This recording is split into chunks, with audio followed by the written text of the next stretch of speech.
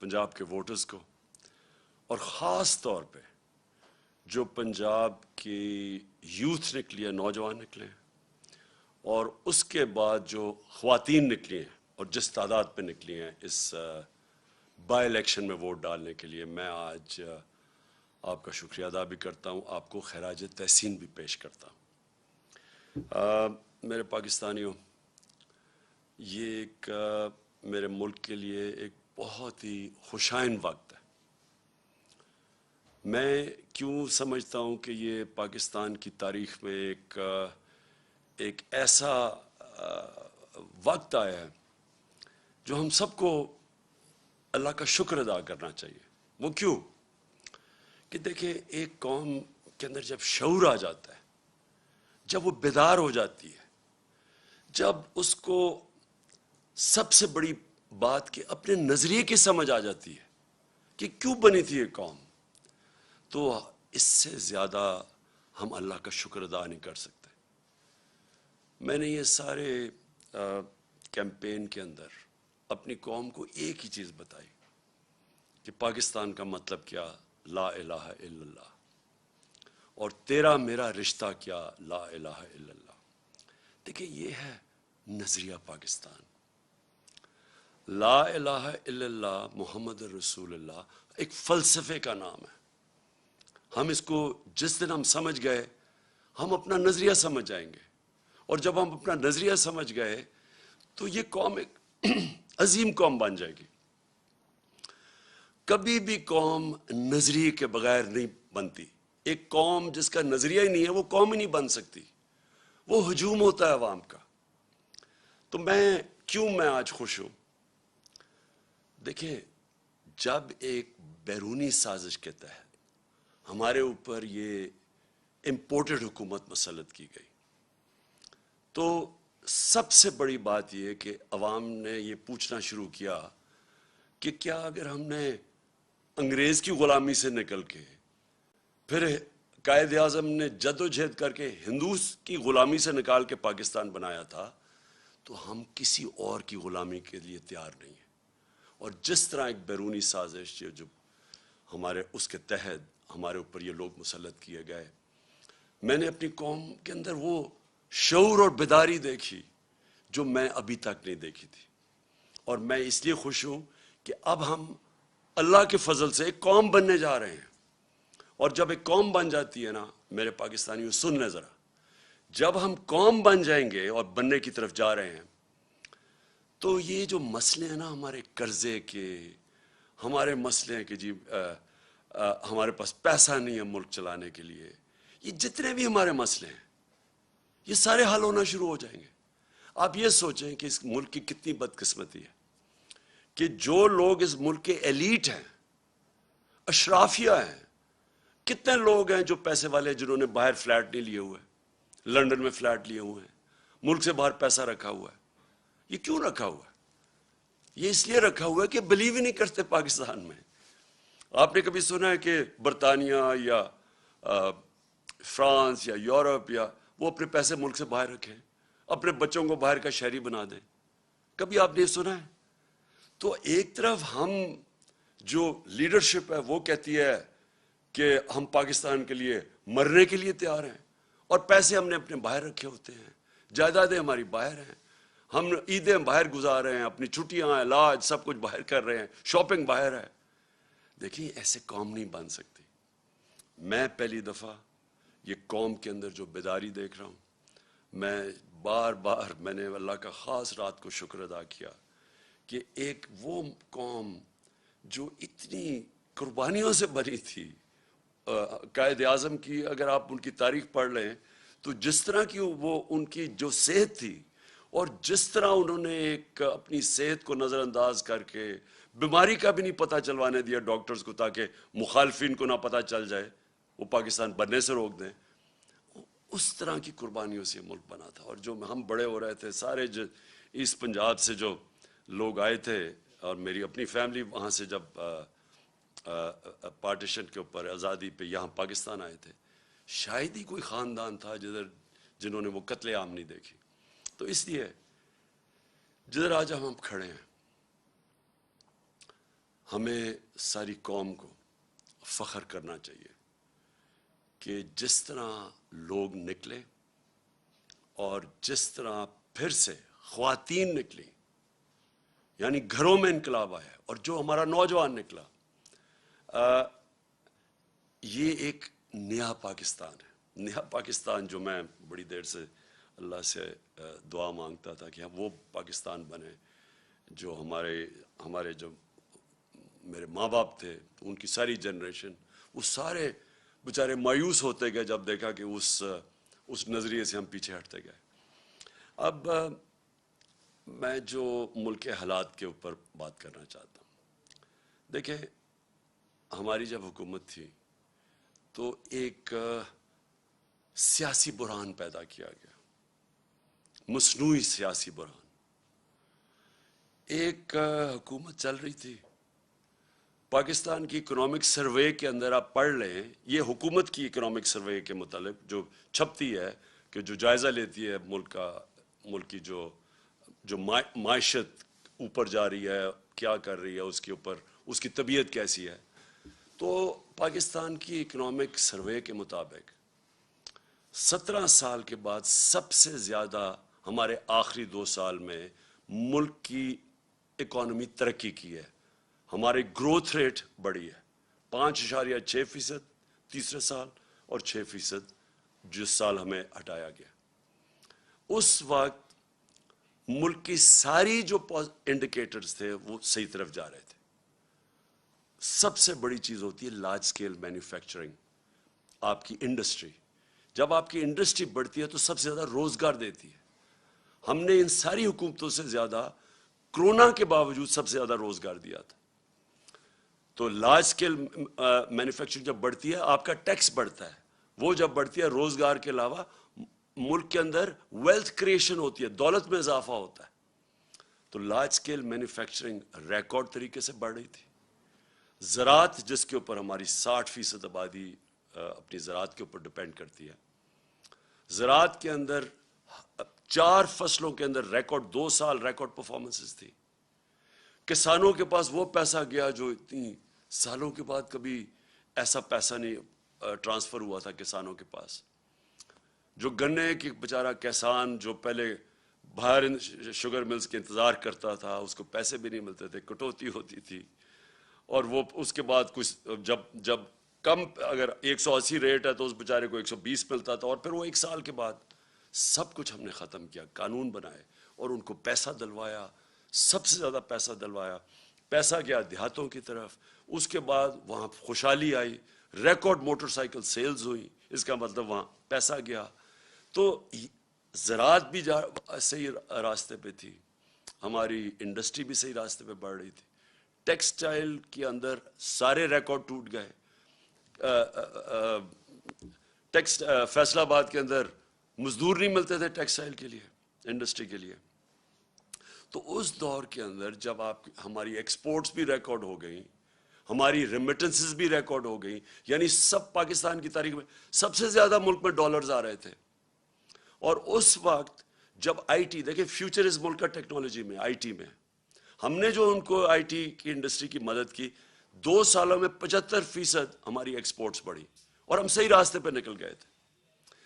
تو اس دور میں جب ایک ملک صحیح طرف کیا چلا گیا تھا، اور آئی ایم ایف، یہ یاد رکھیں، آج کہتے ہیں جی ہم آئی ایم ایف کے مجبور ہیں، ہم 2.5 سال آئی ایم ایف کے ساتھ تھے، ہم بھی مجبور تھے آئی ایم ایف کے پروگرام میں ہوتے ہوئے۔ اور اب انہوں نے کہا نا جی عالمی مہنگائی ہوئی، عالمی مہنگائی تو پچھلی گرمیوں سے شروع ہو گئی تھی، ہم جب کہتے تھے عالمی مہنگائی ہے تو یہ کہتے تھے مہنگائی مارچ کریں گے۔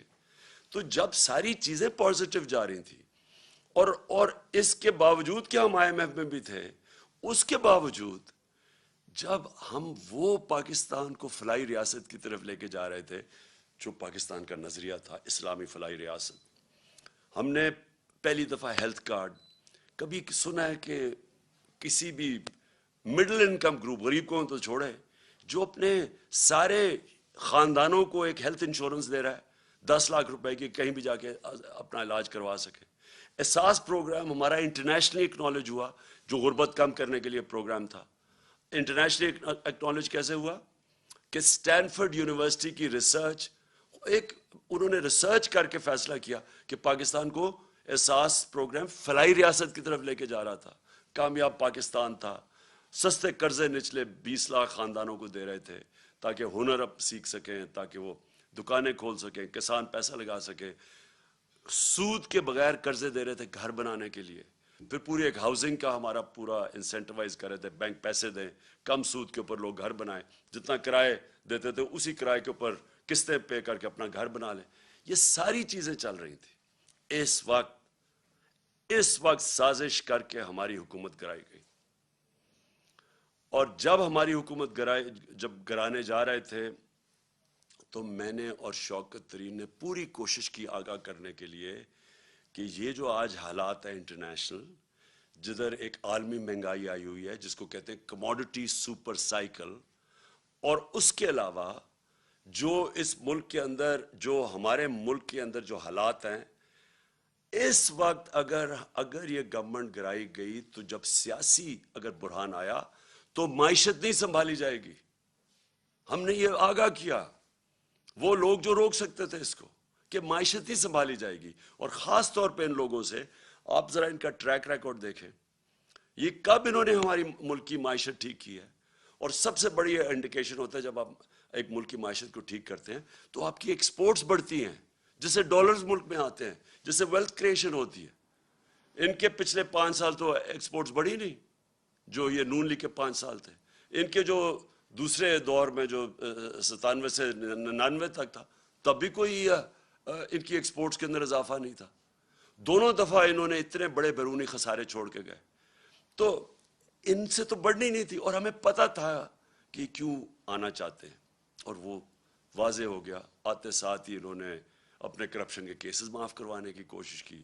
وہ اسمبلی سے بل پاس کروا دیا ہے، جو انشاءاللہ میں کل سپریم کورٹ میں چیلنج کر رہا ہوں کہ 1100 ارب روپے کے، جب آپ اس کو ایگزامن کریں، 1100 ارب روپے کا جو پیسہ اس ملک کا چوری ہوا ہے، جو یہ لوگ جو اسمبلی میں بیٹھے ہوئے ہیں ان کا معاف ہونے جا رہا ہے. اور اس لیے وہ آئے تھے، کیسز اپنے ختم کروا رہے ہیں. ایف آئی اے کا کیس جو شہباز شریف کے اوپر اوپن اینڈ شٹ کیس، اس کے اور اس کے بیٹے کے اوپر 16 ارب روپے وہ معاف کروانے جا رہے تھے. تو یہ ہونا ہی تھا جو ہوا ہے. اور آج ہم کدھر کھڑے ہیں؟ آج بلومبرگ جو اب ایک انٹرنیشنل ادارہ ہے، سب اکانومسٹ جانتے ہیں، اس انٹرنیشنل ادارے کے مطابق آج پاکستان 4تھے نمبر پہ ہے وہ ملک جو ڈیفالٹ کرنے جا رہا ہے. ڈیفالٹ کا مطلب کہ ہمارے پاس ہم بینکرپٹ ہونے جا رہے ہیں، ملک کا دیوالیہ نکلنے جا رہا ہے. جس طرح سری لنکا جو نمبر 1 پہ ہے، جس طرح سری لنکا کا حال ہے، اب ہم 4تھے نمبر پہ آ گئے. اور موڈیز نے پاکستان کی نیگیٹو ریٹنگ کر دی ہے. موڈیز ہے جو ادارہ فیصلے کرتا ہے کہ ملک کے قرضے دینے کی اس کی کیا قابلیت ہے، قرضے واپس کرنے کی کیا قابلیت ہے. ہم جب تھے انہوں نے نیگیٹو سے اس کو پازیٹیو کیا تھا، آج وہ پھر نیگیٹو پہ چلی گئی ہے. اس کا مطلب کہ ہمیں قرضے بھی ملیں گے تو بہت مہنگے قرضے ملیں گے، اور وہ بھی ہمارے جو بانڈز ہیں ان کی اب قیمت دیکھیں کدھر سے کدھر گئی ہے. یعنی کس قیمت کے اوپر پاکستان کو اب قرضہ ملے گا. مجھے جو سب سے زیادہ خطرہ ہے وہ وابڈا کا ہے. وابڈا خود قرضے لیتی تھی باہر یہ ڈیمز بنانے کے لیے، آج اس کی ریٹنگ نیچے گر گئی ہے. اس کا مطلب وابڈا کو باہر سے قرضے نہیں ملیں گے، اور یہ جو اتنی 50 سال کے بعد ڈیمز بنانے جا رہے تھے. تو آج یہ جو سارا معاشی بحران ہے، اس کی وجہ تھی یہ سیاسی بحران جو ان کی سازش کی وجہ سے آیا تھا. اور مجھے کوئی چیز نہیں نظر آ رہی کہ اب یہ اس کو کیسے روک سکتے ہیں. آپ یہ سوچیں کہ ریزروز ہمارے آدھے ہو گئے جب سے یہ آئے ہیں، جب سے یہ سیاسی بحران شروع کیا تھا اس سے اب آدھے ریزروز ہیں جو فورن ایکسچینج. روپیہ ہمارا گر کے تقریباً 28 روپے گر چکا ہے. اور سب سے خطرناک چیز یہ ہے کہ آئی ایم ایف کی اگریمنٹ کے سائن ہونے لگی ہے، روپے کو تو مضبوط ہونا چاہیے تھا، وہ مزید اور 10 روپیہ گر گیا. تو آگے اگر جس طرح کے حالات ہیں، آگے اگر اب ہم نے سبق نہ سیکھا اور یہ نہ سمجھا کہ جب تک سیاسی سٹیبلٹی، جب تک سیاسی بحران ختم نہیں ہوگا، یہ معیشت اب اور مزید نیچے جائے گی. اور مجھے خطرہ ہے کہ ادھر ہی نہ پہنچ جائے کہ سب کے ہاتھ سے ہی نکل جائے. اس لیے ایک ہی راستہ ہے اب آگے, اور وہ ایک راستہ ہے صاف اور شفاف الیکشنز کروانے کا. اور میں آج اپنی قوم کے سامنے جو چیز رکھنا چاہتا ہوں, جس طرح کا انہوں نے پنجاب میں الیکشن کروایا, ایسا اگر الیکشن کروانا ہے, اور اگر یہ اسی طرح کے آگے الیکشن کروانے ہیں, میں آپ کو یقین دلاتا ہوں کہ اس سے بحران بڑھے گا, کم نہیں ہوگا. ہر حربہ استعمال کیا گیا ہمیں الیکشن ہرانے کا. ساری جتنی پنجاب کی حکومت کے پاس جتنے بھی طریقے تھے ہمیں الیکشن ہرانے کے, انہوں نے سارے استعمال کیے. سپریم کورٹ کی ججمنٹ تھی کہ کسی قسم کا, جب انہوں نے ایک غیر آئینی طور پہ انہوں نے اجازت دی حمزہ شریف کو چیف منسٹر بننے کی, تو سپریم کورٹ نے ساتھ کہا کہ کسی قسم کی مداخلت نہیں ہوگی اسٹیٹ مشینری کی الیکشن پہ. انہوں نے ہر قسم کی مداخلت کی. ایک تو اسٹیٹ مشینری پوری استعمال کی, ایف آئی آرز کاٹی, پولیس کے ذریعے ڈرایا دھمکایا گیا. ہر جگہ سے ہمارے پاس کمپلینٹس آئے کہ جو پولیس نے حرکتیں کی. کئی جگہ تھے ایسے پولیس آفیسرز, تو وہ میں آج داد دوں گا, وہ اس کے باوجود کہ ان کے اوپر پریشر ڈالا گیا کہ مدد کریں ان کو جتانے کی نون لیگ کو, اس کے باوجود انہوں نے ریزسٹ کیا. ان کو میں سلام کرتا ہوں. لیکن میرے ایک وہ یاد ہے مجھے جس پولیس آفیسر نے صرف یہی نہیں کہ انہوں نے مداخلت کی, وہ بلکہ نون لیگ کے جالے بن کے انہوں نے ہمارے خلاف ایکٹیویٹی کی. ہمیں ایک یاد ہے. سپریم کورٹ کی یہ وائلیشن تھی, کنٹیمپٹ تھا سپریم کورٹ نے جو ان کو کہا تھا کہ انہوں نے کسی قسم کی, کیونکہ یہ عارضی چیف منسٹر, یہ کیئر ٹیکر ٹائپ تھا, اس کا کام ہی نہیں تھا حمزہ شریف کا کہ جس طرح استعمال کرتا پولیس کو. لیکن مجھے جو سب سے زیادہ جو افسوس ہے وہ یہ چیف الیکشن کمشنر کے اوپر ہے.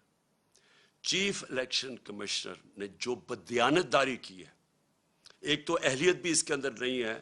40 لاکھ لوگوں کو انہوں نے ان کو پتا چلا کہ جی وہ کوئی کمپیوٹر مسٹیک ہوئی اور مر گئے. کہیں دنیا کے اندر اور اگر یہ ہوتا 40 لاکھ ووٹر مر جاتے, اس کو ریزائن کرنا پڑتا. لیکن اس کے علاوہ اس نے پوری طرح شرکت کی نون لیگ کو جتانے کے لیے. ہم 8 ہمارے پاس کیسز ہیں, 8 کیسز ہیں جو ہم الیکشن کمیشن کے پاس گئے, اور وہ جائز کیسز لے کے اس کے پاس گئے, اس نے ریجیکٹ کر دیے.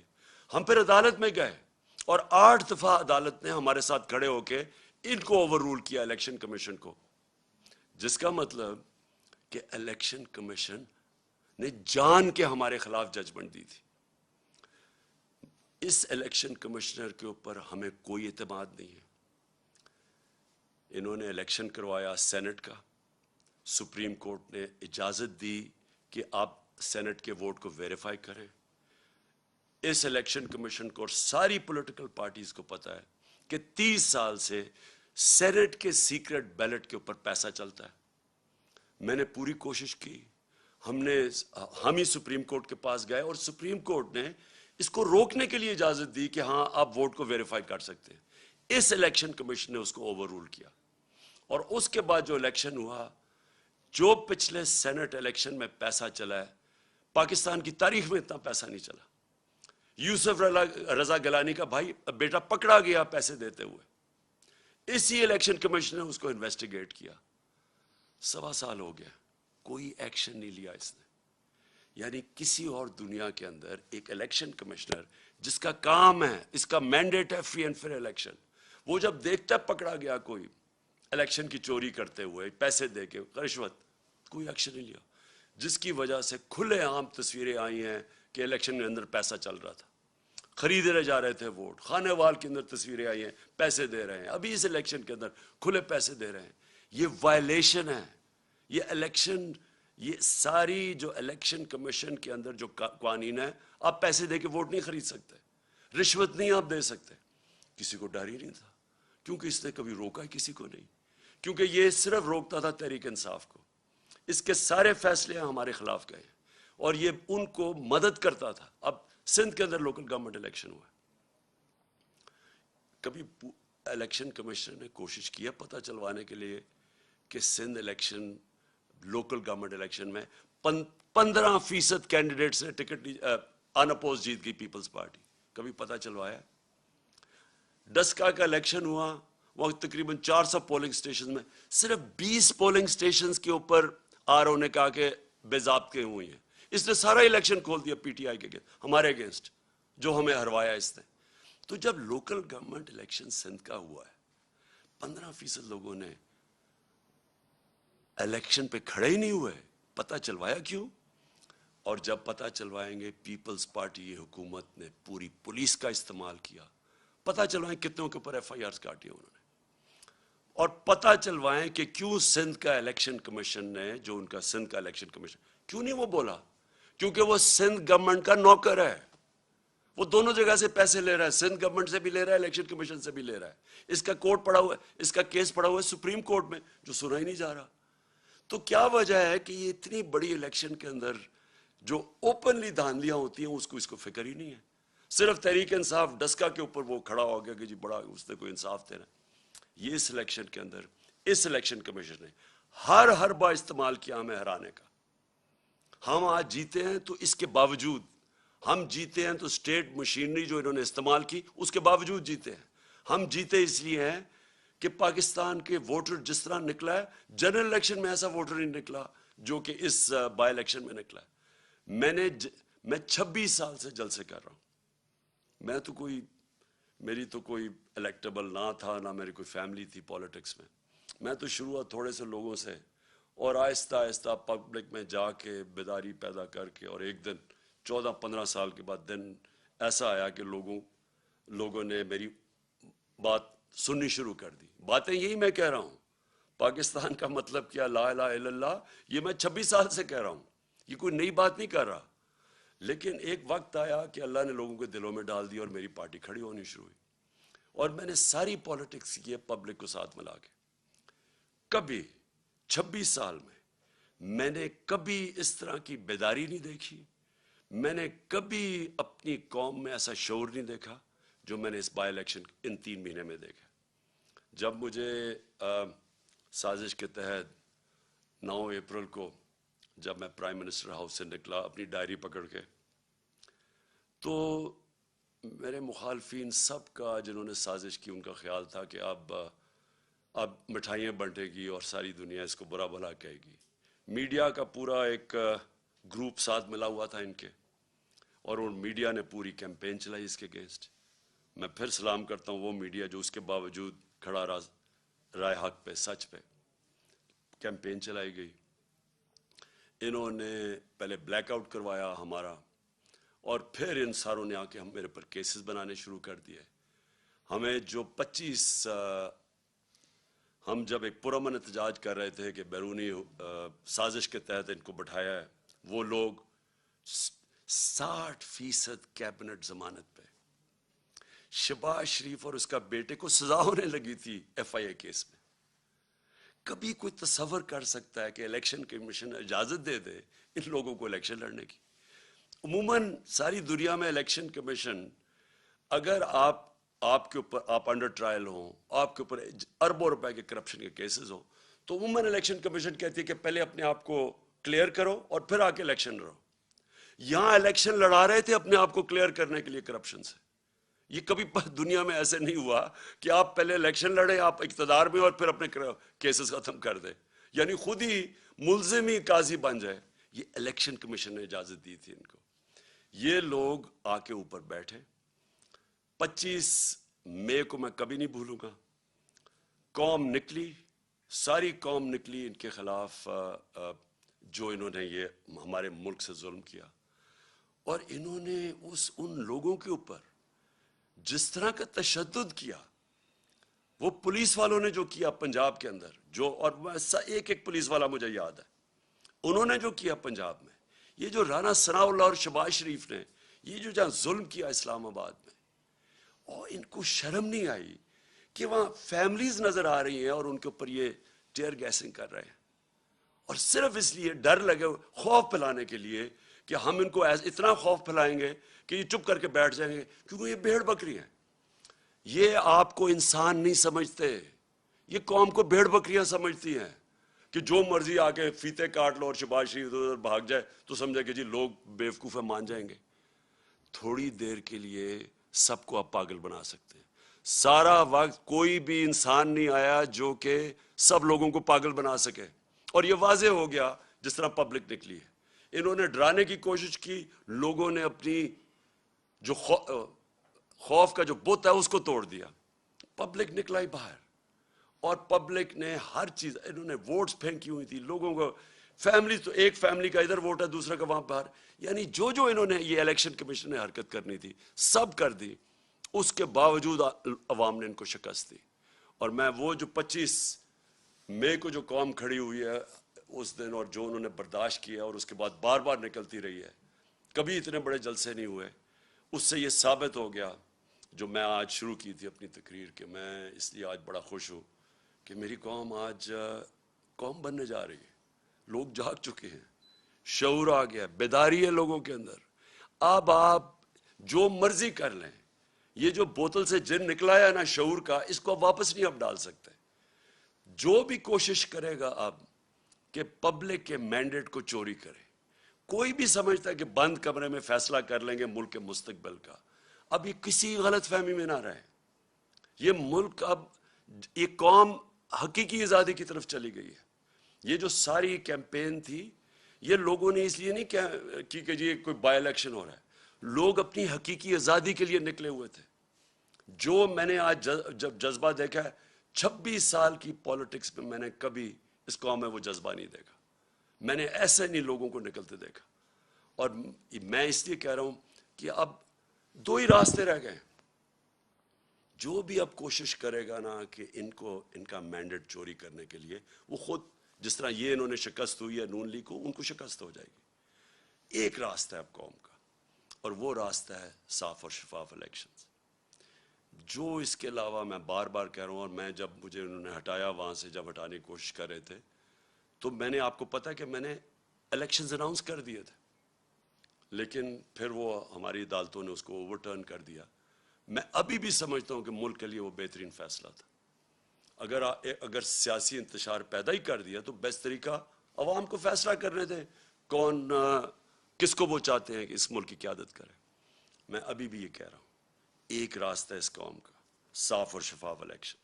اور صاف اور شفاف الیکشن اس الیکشن کمیشن کے اندر نیچے کبھی بھی نہیں ہو سکتا. یہ ایک ملک کی جو سب سے بڑی سیاسی جماعت ہے، اس کو کوئی اعتماد ہی اس الیکشن کمیشنر پہ نہیں ہے. بار بار یہ ہمیں ڈسا ہے، بار بار یہ ہمارے خلاف کیا ہے، اور اس نے کھل کے ہمارے اسٹیٹمنٹس دیے ہیں، اور ہمیں پتہ ہے یہ لاہور میں جا کے کن کے قدموں میں بیٹھتا رہتا. میں یہ اس الیکشن کمیشنر کو آج کہوں گا کہ آپ کے پاس راستہ ہے، آپ ریزائن کریں. ایک ہی آپ کے لیے طریقہ ہے. آپ ہو ہی نہیں سکتا کہ جب میچ کھیلنے جا رہے ہیں، 2 ٹیمیں ہیں، ایک ٹیم کہتی ہے مجھے امپائر پہ اعتماد ہی نہیں ہے. کرکٹ میں بھی جب ہم میچ کھیلنے جاتے تھے ہم کہتے تھے ایک امپائر پہ اعتماد نہیں، اس امپائر کو ہٹایا جاتا تھا. ہمیں اعتماد ہی نہیں ہے اس کے اوپر، اور یہ ہمارے اوپر مسلط ہوا ہے. اور دوسری چیز، جج ہے، یہ امپائر الیکشن جج بھی ہے، جج کا کام کر رہے ہیں نا، 2 جو کمپیٹ کر رہے ہیں، جج نے فیصلہ کرنا ہے. ہر عدالت کے اندر اگر آپ ایک جج کو سمجھتے ہیں متنازع ہے، وہ ریکیوز کرتا ہے اپنے آپ کو. تو مہربانی کر کے آپ کو ریزائن کرنا چاہیے. ہمیں کوئی آپ کے اوپر کانفیڈنس نہیں ہے، قوم کو آپ کے اوپر کوئی کانفیڈنس نہیں ہے. آپ ایک بائسڈ آدمی ہیں، اور آپ ایک پارٹی کے ساتھ بالکل جڑے ہوئے ہیں. اور آپ نے جو سندھ کا بھی الیکشن کروایا، اس کا آپ ذرا سندھ کے لوگوں سے پوچھیں، ذرا سروے کروائیں سندھ میں کہ جو لوکل گورنمنٹ کا الیکشن ہوا ہے کیا عوام اس کو تسلیم کرتی ہے. اس لیے میں آخر میں اللہ کا شکر پھر سے کرتا ہوں. اپنے نبی صلی اللہ علیہ وسلم کا ہمارے اوپر نظر ہے، ہم ان کی امت ہیں. میں اپنی عوام کا، خاص طور پہ پھر سے اپنے نوجوانوں کا، اپنی خواتین کا، ان کا سب میں شکر ادا کرتا ہوں، شکریہ ادا کرتا ہوں جس طرح وہ جس تعداد میں نکلے. اور میں اس میڈیا کا بھی شکر ادا کرتا ہوں، شکریہ ادا کرتا ہوں، جنہوں نے ہر پریشر کے باوجود انہوں نے ہماری سپورٹ کی. انہوں نے ہماری سپورٹ کیا کی، انہوں نے ہمیں بلیک آؤٹ نہیں کیا, ہمیں موقع دیا اپنا موقف رکھنے کا, اور مجھے پتہ ہے کہ کس طرح کے پریشرز تھے. اب پاکستان کو آگے بڑھنا چاہیے. ہمارے سامنے بڑے چیلنجز ہیں جو سازش کے تحت ملک کو ڈی سٹیبلائز کر دیا اور معیشت جو نیچے جا رہی ہے, عوام مہنگائی میں پس گئی ہے. آج حالات دیکھیں کہ آج جو پٹرول اور ڈیزل ہے اس کی قیمت دیکھیں کہ انہوں نے 18 روپے پیٹرول کم کیا ہے اور 35 روپے ڈیزل کم کیا, اور پہلے ڈیزل کو 130 روپے بڑھا دیا اور پٹرول کو 100 روپیہ بڑھا دیا. انٹرنیشنل مارکیٹ کے اندر آج جب ہم گئے تھے تو تیل بک رہا تھا 103 روپے, 103 ڈالر پہ بک رہا تھا تیل, آج وہ 95 پہ پہنچ گیا. تو ان کو نیچے کرنا چاہیے, اس وقت بھی لوگوں کے اوپر کم بوجھ ڈالنا چاہیے. لیکن معیشت تب ٹھیک ہوگی جب یہاں سیاسی سٹیبلٹی آئے گی, استحکام ہوگا. اور اس لیے میں آج ساری اپنی قوم کو اپیل کرتا ہوں کہ ہم سب کو اب ایک ہی طرف دیکھنا چاہیے کہ کیسے ہم اس ملک میں صاف اور شفاف الیکشن کروا کے اس ملک کو اب اٹھا سکتے ہیں, ڈیولپمنٹ کی طرف لے سکتے ہیں. میرا جو تجربہ ہوا ہے 3.5 سال میں, ایک دفعہ سیاسی سٹیبلٹی آ جائے ملک میں, سیاسی استحکام آ جائے, یہ ملک کے اندر اتنا بڑا پوٹینشل ہے بڑھنے کا. اور سب سے بڑا آخر میں کہہ بھی دوں جو پوٹینشل ہے, دیکھیں ہماری ایکسپورٹس بڑھنے میں ہمارا سب سے مسئلہ کیا ہے کہ ہمارے ڈالر کم ہو جاتے ہیں. ہم بڑھنے لگتے ہیں اکانومی کیونکہ ہم نے کبھی ایکسپورٹس پہ توجہ نہیں دی, ڈالر کم ہونے شروع ہو جاتے ہیں, ہمیں IMF کے پاس جانا پڑتا ہے. لیکن ہمارا اتنا بڑا اثاثہ بیٹھا ہوا ہے باہر, بیرون ملک پاکستانی, یہ ہمارا بہت بڑا اثاثہ ہے. ہم جیسے جیسے یہاں سیاسی استحکام آتا جائے گا, سٹیبلٹی آتی جائے گی, یہ لوگ انویسٹ کریں گے پاکستان میں. یہ تب تک نہیں انویسٹ کریں گے جب تک یہ ملک کے اندر یہ جو بحران رہے گا سیاسی. یہ ہے ہمارا اثاثہ. ان کا پیسہ لانے کے لیے, ڈالرز لانے کے لیے ہمیں پولیٹیکل سٹیبلٹی چاہیے. اس کے لیے ہمیں صاف اور شفاف